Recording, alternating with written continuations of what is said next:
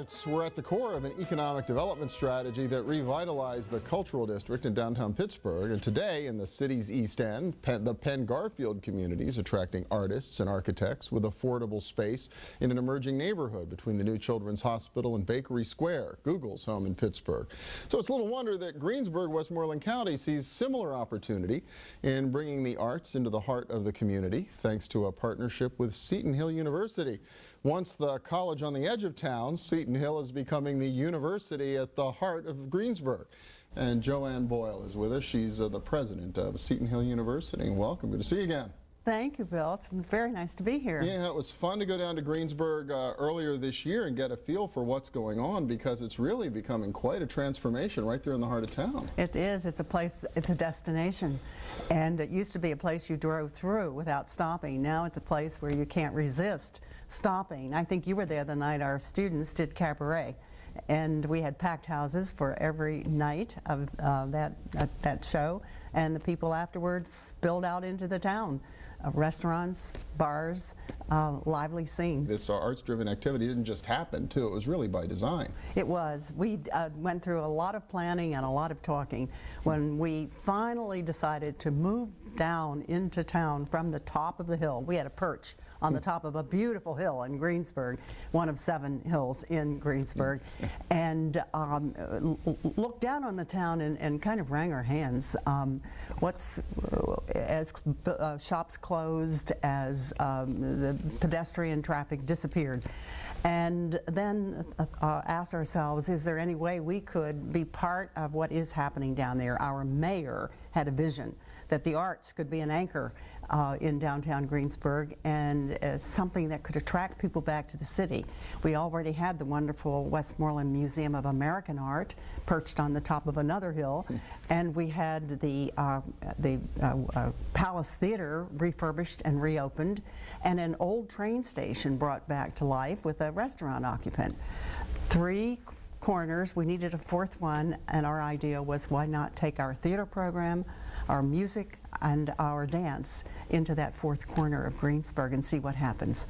Well, a fabulous facility. The facility itself has to be attracting kids from all over the place to come to Seton Hill, but for you too. I mean, it's important to a university to have a true college town nearby, I would think, if you're really going to be able to attract students. College town was the vision. That was connected to the mayor's vision of an arts destination, and he liked very much our thought that if we moved 200 or 300 or 400 students into town for the programming that they were going to be doing down there, we'd have the makings of college town. What did that mean to us? It meant, well, most recent evidence, the opening of a cupcake shop, and coming next week, the gelateria.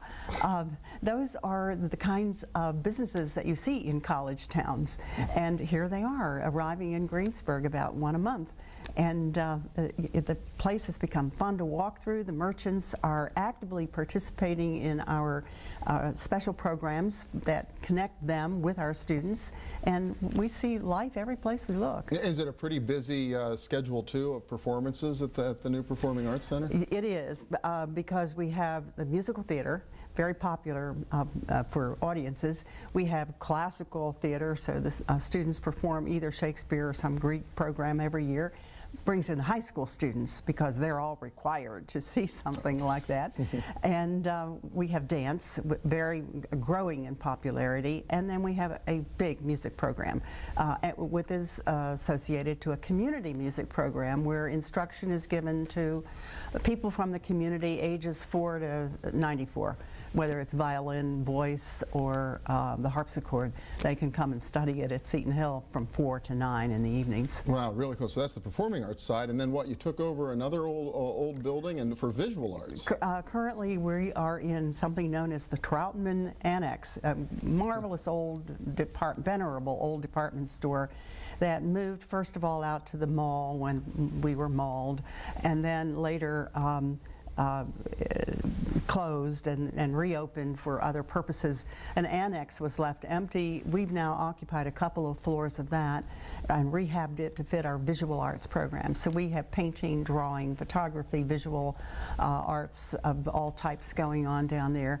It's another 2 blocks away from the Performing Arts and the Palace Theater, and it's got its own little community, coffee shops, t-shirt places, all the places that kids like to hang out are thriving around this arts community that's down at the other end of town. What do you think really is the difference in Greensburg that's made this partnership work and possible? From the beginning, it's been planning together. We didn't just plunk down there without consultation. We met with the mayor and the members of city council. We've got a continuing relationship with the city planner and with the city administrator, with the school board and the school superintendent, and with the county. We tried to bring all the parties to the table to talk about what can each of us do to, and not replicate what another person's doing. Let's talk before we jump.